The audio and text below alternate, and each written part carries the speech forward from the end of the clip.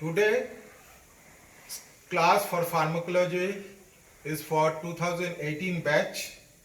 We'll discuss today the opioid analgesics. The opioid analgesics are also known as the narcotic analgesics. We have already covered up in the previous class the non-narcotic analgesics and NSAIDs. So today we'll discuss the introductory part of opioid analgesics. To repeat, this is the drug to combat the pain, which is the most common symptom for which the patient comes to a doctor. Pain is an unpleasant sensory and emotional experience associated with actual or potential tissue damage. Unpleasant comprises anguish, anxiety, depression, desperation to ultimate suicide, and it also includes somatic pain. As the description of pain is slightly difficult, that's why I have explained what is pain, which sometimes is very difficult to understand. Now let us proceed. What are the types of analgesics? The two basic types you have already know, that is the narcotic and non-narcotics. The narcotic analgesics, the synonyms of this drug is also opioid analgesics or the analgesics which causes severe dependence. This drug is the primary drug in this group is opium. That's why this group of drug is also named as opioid analgesic.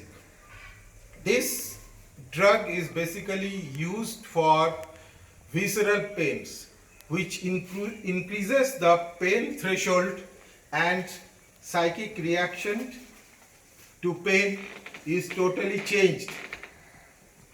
Now let us come to the opium itself. Opium analgesics is also known as morphine-like analgesics. There are a number of drugs which are there, so that's why this group is also known as morphine-like drugs. Now, what is opium? It is a dark resinous product which is obtained by cutting the unripe seed capsule of Papaver somniferum. When this drug is invented, it is not known, but certainly from the prehistoric writings we find the description of opium. So far as modern science is concerned, opium was first procured and used as a drug by a pharmacist known as, his name was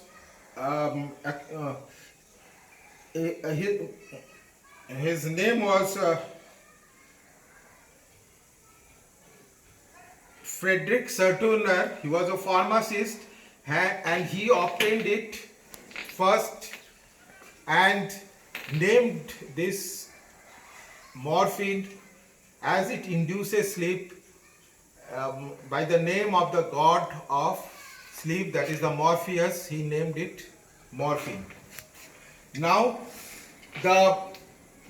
this opium, which is obtained from unripe seed capsule, when we analyze it chemically, there are two basic alkaloids which are found.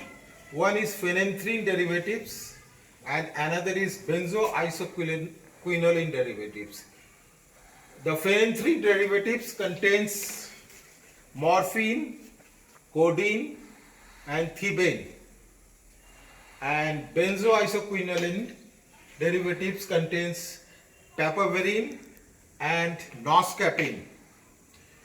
Out of all these, only morphine has got the analgesic property, and the peculiarity is the rest of the drugs are not at all concerned with analgesia, and 10% of the extract is morphine. Morphine is still one of the best analgesic drug for severe type of visceral pain, which is still the most effective drug. Now, morphine exerts their action. How it exerts its action, pharmacological action, how it exerts its action, it is said that it acts on the basis of binding with the specific receptors, because nowadays most of the pharmacological action is described on the basis of receptors. Now, with advancement of pharmacology, chemical modification of morphine structure has yielded a number of compounds which have complex pattern of morphine-like and other agonistic and antagonistic action. So, with a single receptor, all these actions cannot be explained. So, it is presumed and it has been concluded now that there are a number of receptors which are responsible for the pharmacological action of morphine. A process which is known as radioligand binding.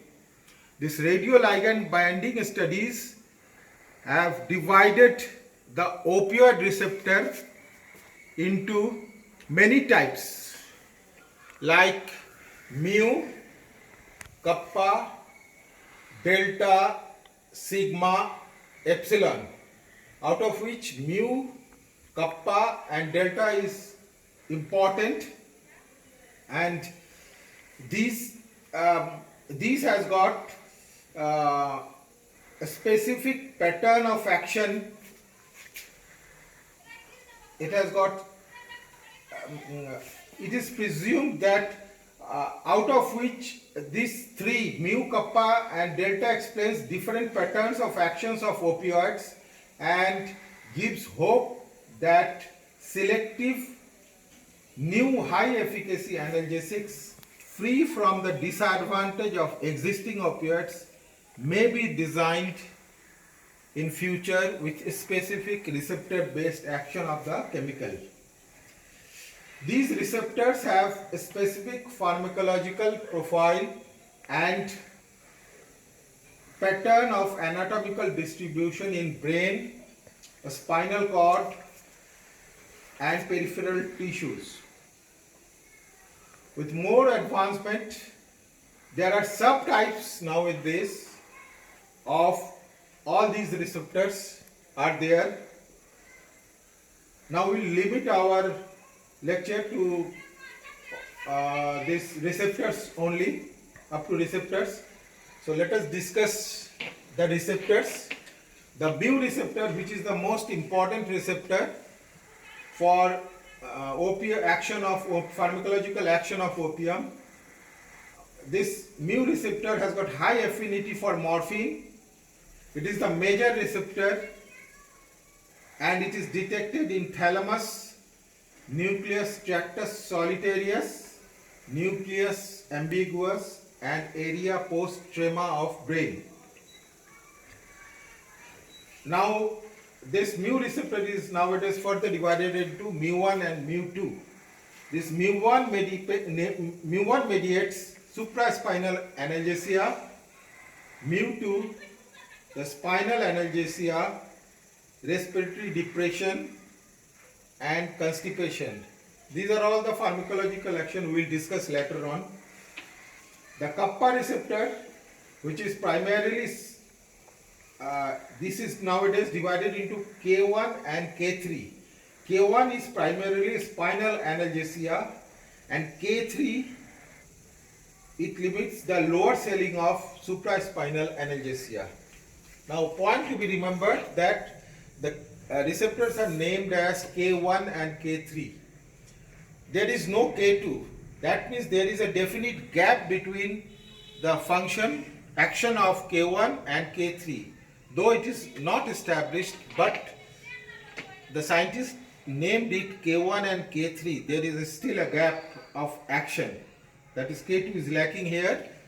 This point to be remembered. Now the last one, the delta receptors.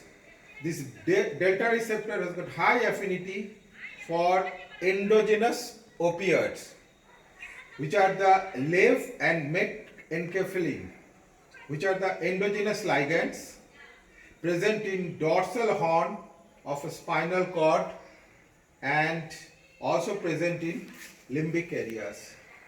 So we have discussed the introductory part of narcotic analgesics, the different alkaloids which can be obtained from the opium, and the receptors which are responsible for pharmacological actions of opium.